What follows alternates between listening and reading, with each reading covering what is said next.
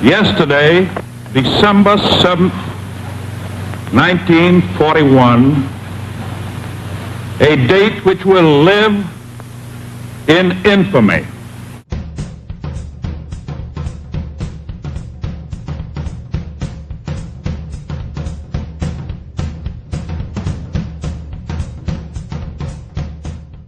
We are still short millions of hands. We must call upon women. All over the United States, women are called upon to leave their homes and take jobs. Among our young unmarried women and among older women whose children are grown, we have a large reserve. They discover that factory work is usually no more difficult than housework. Employers find that women can do many jobs as well as men, some jobs better. Tens of thousands of women are already at work in aircraft. More are being added as fast as they apply. This solves the breadwinning problem for many families whose men are at war. The war is over. Peace is here.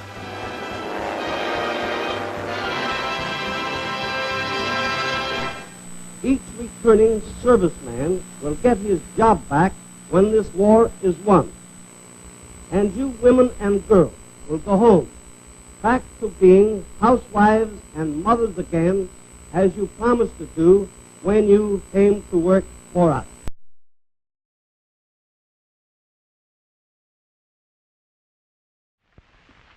Harvey, want anything special for your birthday? Just a decent cup of coffee. You're kidding. I'm serious. Honey, your coffee's undrinkable. It's pretty harsh. Well, so's your coffee. You know, the girls down at the office make better coffee on their hot plates. Well, see you later. And he didn't even kiss me goodbye.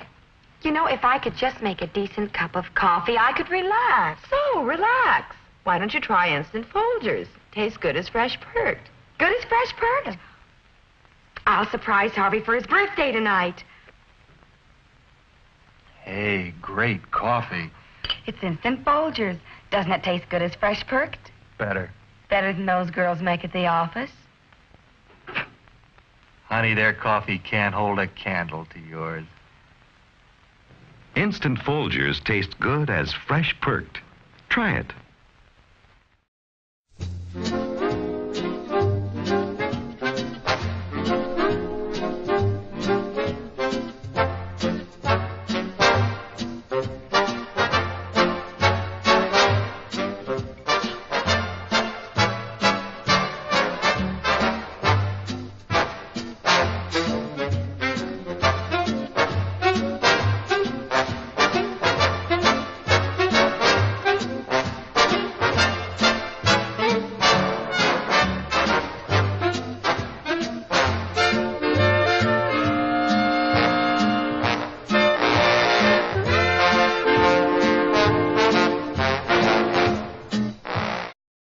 Like so many people these days, we live in the suburbs, and Dave needs the car every day for business.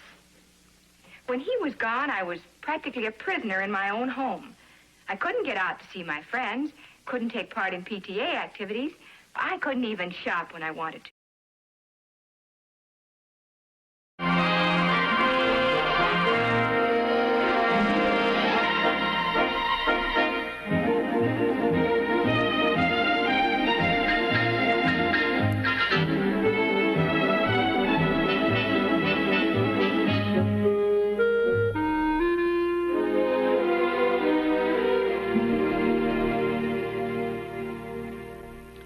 Yes, this is Hillsdale, popularly known as the heart of the San Francisco Peninsula. It is composed of some of the nation's great department stores, many of the leading national chain stores, and important local merchandising names. The 50-acre center is bounded on the south by a large, bustling Sears Roebuck store, on the north by the unique Farmers Market.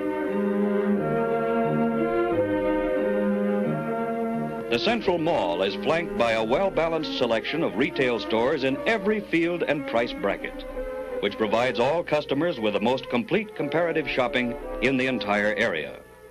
And there is plenty of free parking, over 5,000 individual parking spaces.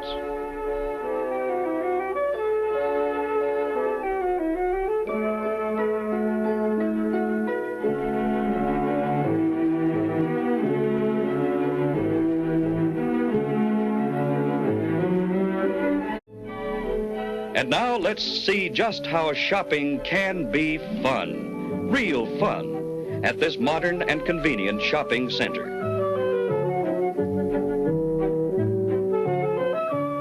Hillsdale's first spring season featured a colorful blossom festival, a blending of high fashion and beautiful flowers. The mall was elaborately decorated in fresh-cut blossoms, and the landscaped area was in full bloom with seasonal flowers.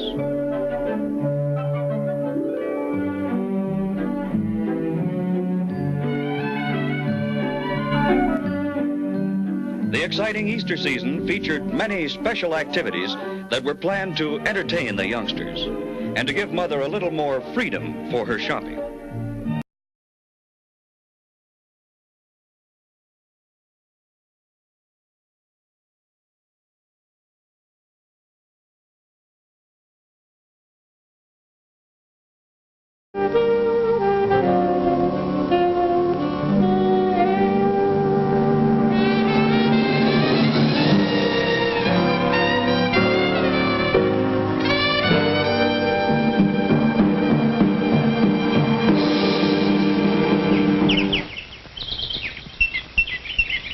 This is the story of an average sort of fellow who lives in a nice average neighborhood in a nice average town. Every night he comes home to his nice average house, and in due time he goes to sleep. But suppose that one morning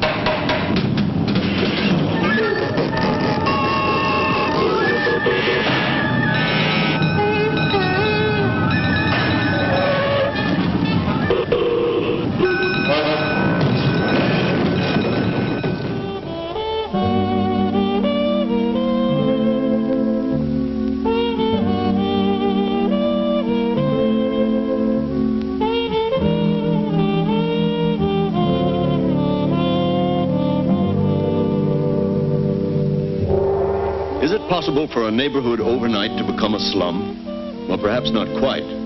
Although, while most of us have been asleep, housing has become our #1 social and economic problem. This is a slum. One of my favorite projects. But wait till you see inside.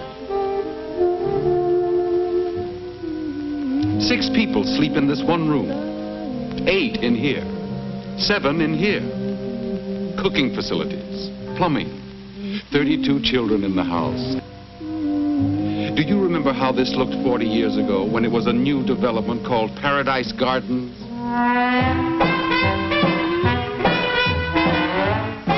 Paradise Gardens? My grandmother and grandfather lived here. Gee, it was a nice neighborhood. They all start nice. What happened? Watch.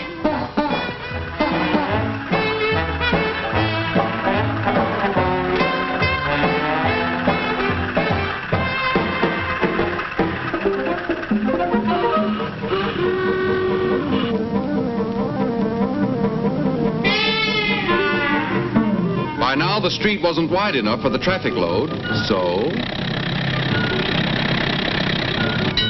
That's when Grandpa moved out, when the streetcars came. A good many moved out about then, and the neighborhood began to change. Property values went down fast, but landlords found ways to keep up revenues. 1-family houses became 10-family houses. Time, poverty, and neglect did the rest.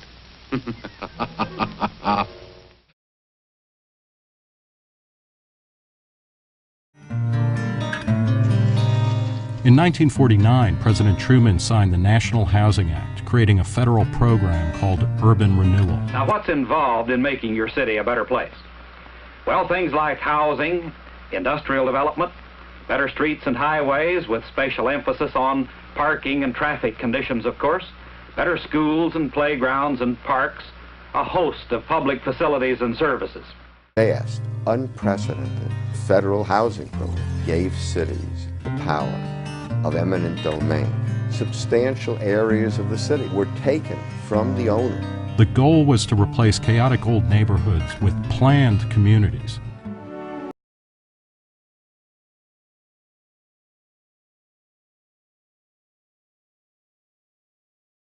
The contrast of 1880 and the present is becoming a common sight. The problems of our cities are real, however, Because of the heavy hand of old-fashioned design, it affects residential property. Much of our industrial space presents a special problem with old multi-story buildings.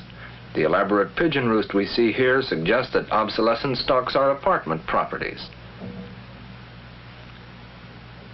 Substantial and ornate buildings are to be found everywhere. Surely obsolescence should not cause despair. It is one of the results of America's rapid growth.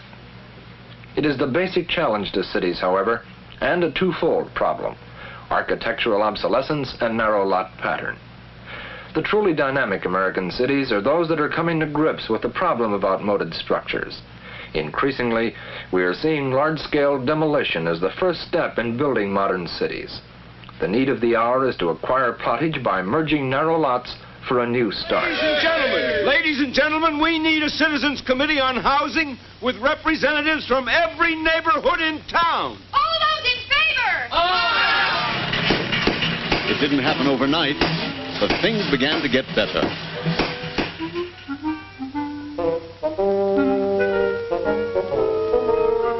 What was once a run-down, dying section of the great city of New York has been recreated.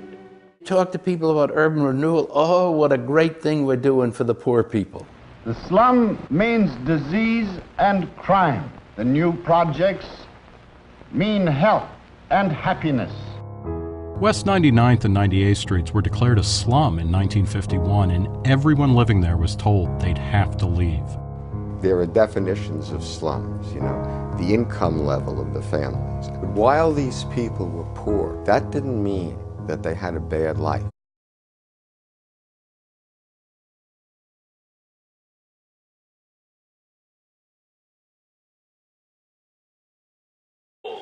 A car drives up and, in a matter of seconds, an elevator that moves both vertically and horizontally at the same time is ready to whisk it away to a private slot in the two-section building. Some of the garages actually had whole floors for women.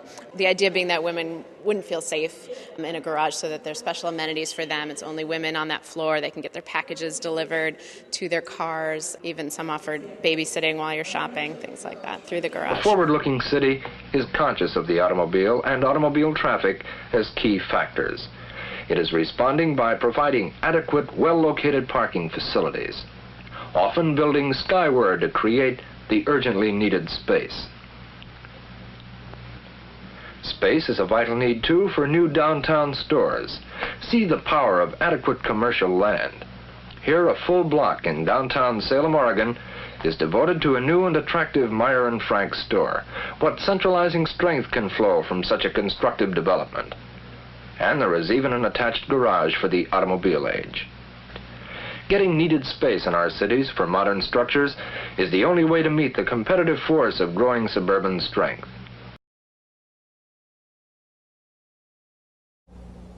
I have a dream that one day this nation will rise up and live out the true meaning of its creed.